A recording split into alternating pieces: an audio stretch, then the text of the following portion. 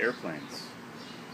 Standing on one leg, tipping forward about 30 degrees, you want a slight bend in the leg that you're standing on just to soften the knee. And together with the hip and shoulder moving as a unit, rotate upward as far as you can go,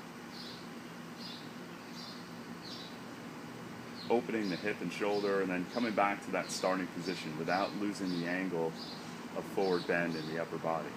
You want to be certain that the upper and lower body remain straight, so that back leg is straight. Go through the motion slowly and just stay in control.